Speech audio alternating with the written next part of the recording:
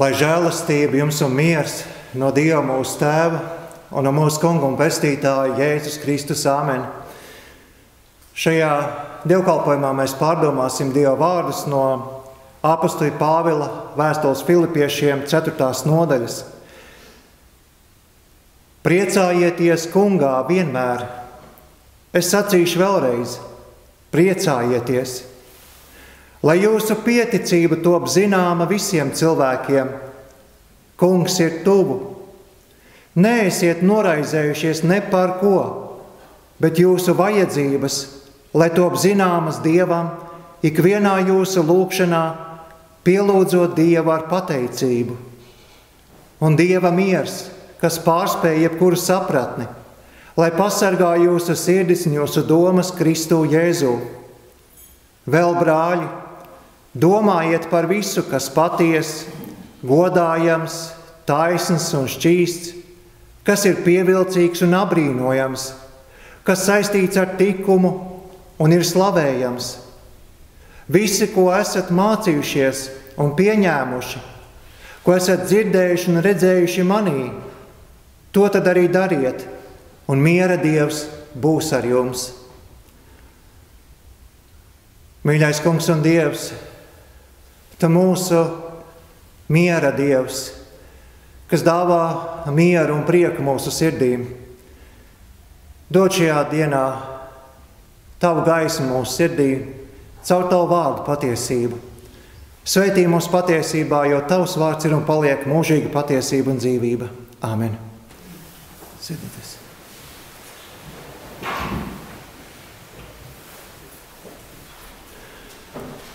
Šo dievkalpojumu mēs šodien veltām Pļaujas svētku tēmai.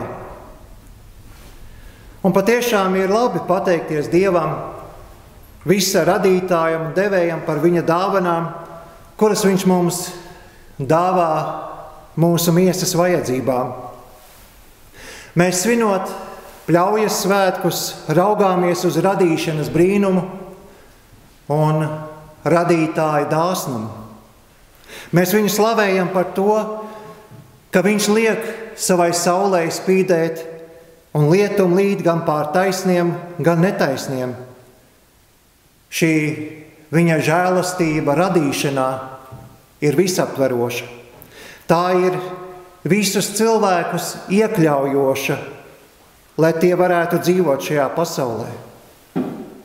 Un pats galvenais, lai no netaisnajiem ik viens varētu kļūt par taisno. Citiem vārdiem par Dieva tiesas priekšā attaisnotu grēcinieku, kas ticībā ir satvēris Kristus dāvāto grēku piedošanu. Lūk, to mēs varētu arī nosaukt par dienišķās maizes mērķi. Ne tikai, lai uzturētu mūsu miesu, bet lai mēs varētu dzīvot un aiz Dieva dāvanām ieraudzītu visu labo dāvanu devēju Dievu. Un tad vēl iet soli tālāk no vispārīgā vārda radītājs, iet uz vārdu mūsu Tēvs. Jā, ka mums ir mūsu mīļais Tēvs debesīs, kas dāvā mums dienišķo maizi un arī turpina mūs pamācīt, lai mēs katru dienu pēc dienišķās maizes lūdzam. Un ne tikai lūdzam, bet arī savā dzīvē iemācāmies pret to pareizu attieksmi. Tātad pareiza attieksme pret dienišķo maizi. Pareiza attieksme pret visu, kas mums vajadzīgs miesas vajadzībām un uzturēšanai. Par to tad es šodien vēlos īpaši runāt. Un savus pārdomas es vēlos balstīt vēstules Filipiešiem vārdos. Apostols Pāvils iesāk sacīdams: priecājieties Kungā vienmēr, es sacīšu vēlreiz, priecājieties. Te mēs redzam, ka apostols Pāvils savu pamācību par attieksmi pret dienišķo maizi iesāk ar pamudinājumu priecāties. Un ne tikai vienkārši priecāties un meklēt pasaulē, kas tad mums dāvās prieku, bet Pāvils skaidri draudzē norāda: priecājieties kungā. Un, lai uzsvērtu šo domu, viņš to atkārto un saka: es sacīšu vēlreiz, priecājieties. Priecājieties kungā, priecājieties Dievā, priecājieties Jēzu Kristu. Kāpēc šeit apostols Pāvils norāda, ka mūsu priekam būtu jābūt balstītam Dievā? Šis pamudinājums liek mums nošķirt patiesu prieku no izpriecām, jo patiesu prieku mums dāvā Dievs, bet izpriecas piedāvā šī grēcīgā pasaule, kurai nav pareizas attieksmes pret dienišķo maizi. Pasaule mums parasti saka: tu būsi laimīgs un priecīgs, ja tu iegādāsies un tev būs lūk šīs lietas. To mēs parasti varam redzēt un dzirdēt visādās reklāmās. Bet Dievs saka: nē, patiesi laimīgs tu būsi tikai kopā ar mani. Ar pasauli tev būs zūdošas izpriecas, kas nekādu īstu un paliekošu labumu nedod. Bet ar mani tu iesāc baudīt patiesu prieku, kas nekad nebeidzas. Priecāsimies kungā vienmēr. Tāpēc, ka viņš mums, saviem bērniem, dod īstās dāvanas, un par to mēs arī tiešām varam būt pārliecināti. Un tad tālāk attīstot savu domu, Pāvils saka: lai jūsu pieticība top zināma visiem cilvēkiem, kungs ir tuvu. Šeit ir viens tāds svarīgs vārdiņš – pieticība. Lai mūsu pieticība ir ārēji ieraugāma citiem cilvēkiem. Bet te es uzreiz vēlos sacīt, lai mēs šo svarīgo vārdiņu saklausām pareizi, jo pieticība nav nabadzība. Pieticība nav nabadzība, bet Dieva dota spēja spriest par veselīgām robežām. Tas nozīmē arī pareizi ieraudzīt un izvērtēt, cik tad patiešām man dzīvei un iztikšanai vajag. Manuprāt, mūsu ticības tēvs Mārtiņš Luters šajā jautājumā sniedz tādu labu padomu. Viņš kādā no saviem sprediķiem runā par to, ka mums ir jāmācās ieraudzīt to, kur ir tā vieta, kur mēs apmierinām savas vajadzības, un kur ir tā vieta, kur jau mēs sākam piepildīt savas kārības. Jo apmierināt savas vajadzības un piepildīt kārības nav viens un tas pats.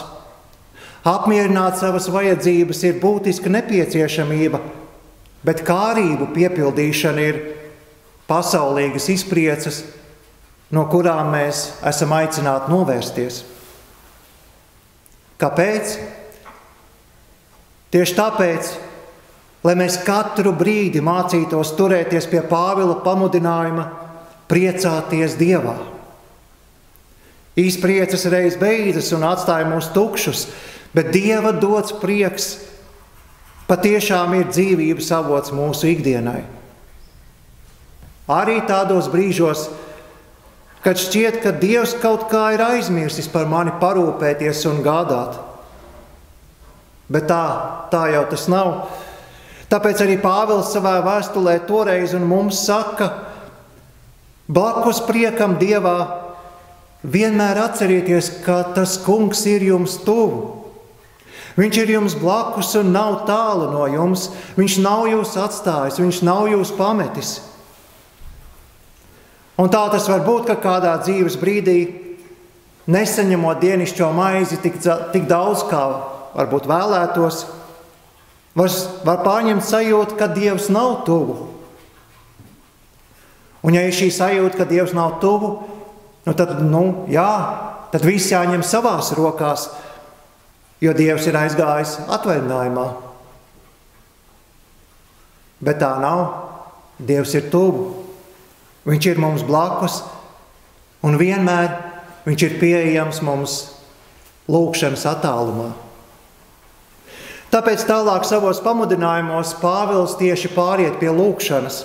Viņš saka, neesiet noraizējušies ne par ko, bet jūsu vajadzības, lai top zināmas Dievam, ikvienā jūsu lūgšanā pielūdzot Dievu ar pateicību. Vispirms apostolis saka, neesiet noraizējušies. Raizes ir vārds, ko mēs saprotam. Bet man šķiet, ka latviešu valodā šis vārds neizsaka visu, ko apostolis šeit ir domājis. Grieķu valodas vārds, kas mums ir tulkots kā raizes, nozīmē sadalīts vai pat sarauts gabalos. Un to patiešām pasaulīgas raizes ar mums dara. Tās mūs sadala un rauj mūsu gabalos. Miesas prāts velk uz vienu pusi, tas liek mums raizēties, censties mēģināt visu atrisināt saviem spēkiem, bet ticība atkal mūs velk uz otru pusi. Tā saka, uzticies Dievam, viņš gādās. Tad vienā brīdī tā kā sekojam vairāk miesai, bet otrā brīdī atkal cenšamies sekot Dievam. Bet tā tas nedara. Un dzīve, mīļā draudzi, jūs to zināt, ka pati to mums pierāda, ka šāda sašķeltība nekādu prieku mums dzīvē nedāvā. Tā mūs iesēdina tādā negatīvo domu un emociju karuselī, un mēs tā smuki iebraucam izmisumā un depresijā. Bet vai mums to visu vajag? Protams, mums to nevajag. Un tieši tāpēc, ka Dievs patiešām ir mums tuvu un uzklausa mūsu lūgšanas un zina par mūsu vajadzībām, mums nav jāraizējas, nav jārauj sevi gabalos, bet gan visas savas vajadzības ir jāatklāj Dievam. Jā, savas bēdas, raizes un uztraukums par to, kā dzīvosim un kā mēs iztiksim, nepaturēsim pie sevis, bet par to visu sacīsim mūsu debesu Tēvam. Arī apostols Pēteris šajā jautājumā mums sniedz tādu labu padomu.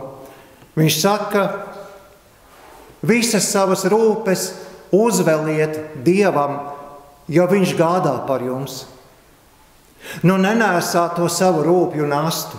Tu neesi tā radīts, lai šādu nastu nestu, tāpēc visas, nevis dažas, visas nastas mēs drīkstam uzvelt Dievam, pilnībā tās uzticēt Viņam. Un tad mums apostoļa Pāvila pamudinājumā noteikti ir jāpamana vēl kāda būtiska lieta. Vispirms viņš pamudināja neraizēties. Tad ar savām vajadzībām lūgšanā nāk Dievu priekšā. Un tad Pāvils arī norāda, ka visiem šiem mūsu lūgumiem ir jābūt saistītiem ar pateicību.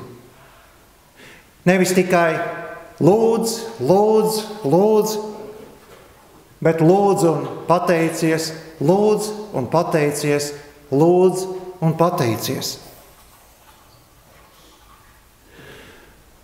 Un tieši varbūt šajā vietā mēs arī ieraugām labas zāles pret raizēm. Proti, ka mūsu lūgšanu dzīvē starp lūgumiem un pateicībām Dievam būtu jābūt veselīgam līdzsvaram. Jo tā taču ir, ka nav jau tā, ka viss vienmēr ir tik ļoti traki, ka mums nav pilnīgi nekā par ko pateikties. Mums ir un ir par daudz ko. Bet bieži vien notiek tā, ka kāda problēma vai raizes par kādu lietu tā pārņem mūsu uzmanību, ka arī neko citu vairāk neredzam. Un tad tieši problēma vairs nav problēma, bet apsēstība ar problēmu ir tā lielākā problēma. Tāpēc, lai kaut kāda lieta mums, kas mums sagādā raizes, nepārņemtu visu dzīvi, mēs esam aicināti arī vienmēr meklēt tās lietas, par kurām mēs savā dzīvē varam Dievam pateikties. Un es pat gribētu sacīt, ka pateicībai un slavas dziesmām Dievam mūsu dzīvē vajadzētu būt vairāk. Ja patiešām ir tā, kā esmu jau sacījis, ka nav nekā tāda, ko nespētu pārvarēt Kristus tuvums. Un šeit es atkal nonāku pie nākamā pakāpiena. Pāvils saka, un Dieva miers, kas pārspēj jebkuru sapratni, lai pasargā jūsu sirdis un jūsu domas Kristu Jēzu. Varbūt jūs jau pamanāt, ka šie Pāvila vārdi ir tādi ļoti pazīstami, bieži dzirdēti. Tie ir vārdi, kuru katru reizi atskan dievkalpojumā pēc sprediķa. Bet it īpaši tagad mēs zinām, ka šie viņa vārdi uzliek tādu košu zīmogu visam iepriekš izsacītajam pamudinājumam neraizēties. Un te kopsavalkot varētu sacīt šādi. Vispirms priecājies par Dievu klātbūtni savā dzīvē. Un ja tev ir kādas raizes un rūpes, tad neturi tās pie sevis, bet atdod lūgšanā Dievam. Bet Dieva priekšā atceries ne tikai savas raizes, bet daudz vairāk par visu to, ko Viņš jau tevis labā dara, ko Viņš tev ir devis un dod. Un tad zini un ņem vērā, kas tad ir tas, kas to visu satur kopā. Tas ir Dieva dots miers, kas pārspēj mūsu sapratni. Ieklausīsimies. Dieva miers, kas pārspēj mūsu sapratni. Tas norāda uz to, ka Dieva miers nenāk no tā, ka mēs daudz ko sapratīsim. Spēsim analizēt, salikt perfektu plānu. Bet tieši otrādi, tur, kur mūsu sapratne beidzas, tur sākas ticība un lielie Dieva darbi. Un ārpus mūsu sapratnes, šajā ticības laukā, Dievs parasti dara tā, kā mēs to iedomāties nespējam. Mēs to nespējam nosaukt vārdā, un kad lietas notiek, mēs spējam vienkārši tikai brīnīties un pateikties. Un šāds miers, kas nāk no ticības un uzticēšanās, arī spēj pasargāt mūsu sirdis un mūsu domas, lai tās raižu dēļ netiek rautas gabalos. Un visbeidzot, šīs Dieva miers ir dāvana, kas nenāk no mums, bet nāk caur mūsu kungu Jēzu Kristu. Viss nāk no viņa, viss nāk caur viņu. Dieva dāvanas radīšanā mūs uztur tieši tāpēc, lai mūs pievestu pie Kristus. Un lai mēs viņu uzlūkojuši varētu sacīt, jā, patiesi Dievs nav pret mani, Dievs ir par mani, Viņš ir man blakus, Viņš par mani gādās, Viņš mani uzklausīs, Viņš man dos to labāko. Un tad mēs atgriežamies pie tā, ar ko Pāvils saka, draudzei un pie kā mums arī jāpaliek. Priecāsimies kungā, priecāsimies un vēlreiz priecāsimies. Āmen.